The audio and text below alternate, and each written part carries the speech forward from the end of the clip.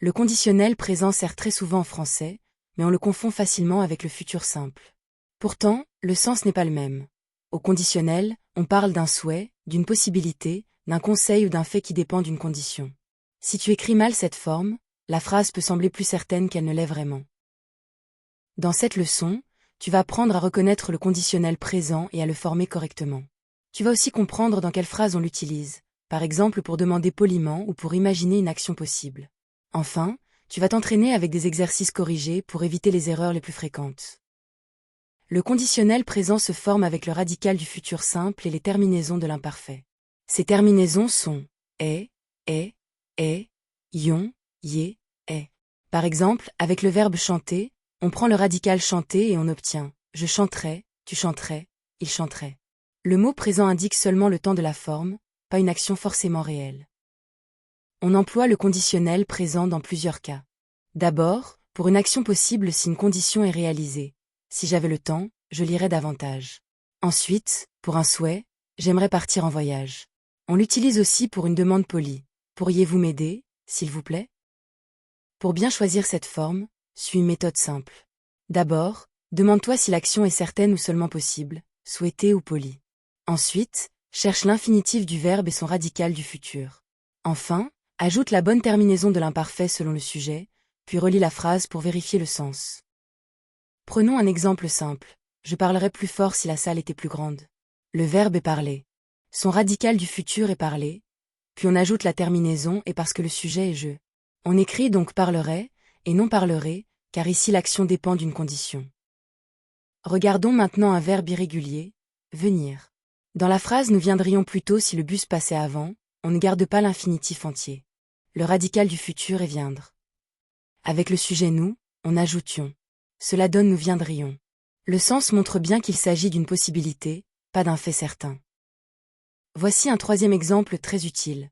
Vous pourriez fermer la porte, s'il vous plaît? Le verbe est pouvoir. Son radical du futur est pour. Avec le sujet vous, on ajoutiez. On obtient vous pourriez. Ici, le conditionnel sert à parler poliment. L'ordre devient une demande plus douce. Le piège principal, c'est la confusion entre futur simple et conditionnel présent. Les deux formes se ressemblent beaucoup, mais les terminaisons ne sont pas les mêmes. Au futur, on écrit souvent est. Au conditionnel, on écrit est. Pour choisir, regarde surtout le sens de la phrase.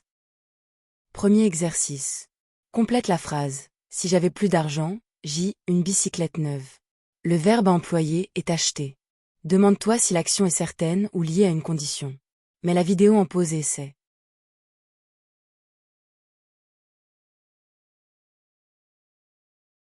La bonne réponse est j'achèterais une bicyclette neuve.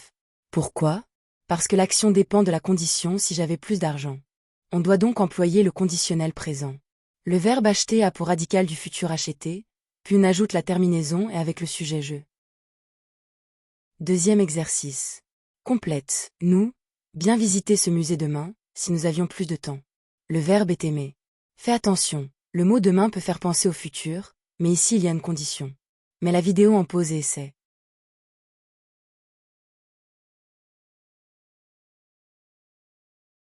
Il fallait écrire. Nous aimerions bien visiter ce musée demain. On choisit le conditionnel présent parce que la visite n'est pas certaine. Elle dépend du temps disponible. Le radical est aimer, et avec nous, la terminaison est ion. Le mot demain n'empêche pas l'emploi du conditionnel. Troisième exercice. Complète cette demande polie. Vous me montrez le chemin à la gare? Le verbe à employer est pouvoir. Ici, il ne s'agit ni d'un ordre ni d'un futur certain, mais d'une formule de politesse. Mets la vidéo en pause et essaie.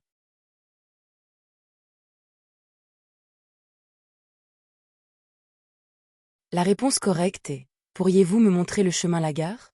On utilise le conditionnel présent pour adoucir la demande.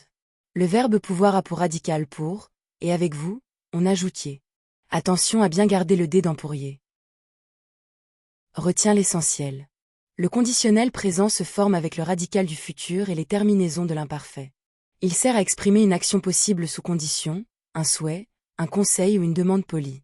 Et surtout, ne le confonds pas avec le futur simple. Pour choisir, observe toujours le sens de la phrase. Bravo pour ton travail. Pour progresser encore, Entraîne-toi avec d'autres phrases et vérifie bien les terminaisons. Pour t'entraîner, télécharge la fiche d'exercice gratuite sur blog-orthographique.fr. Tu pourras revoir la règle, refaire les exercices et gagner en confiance.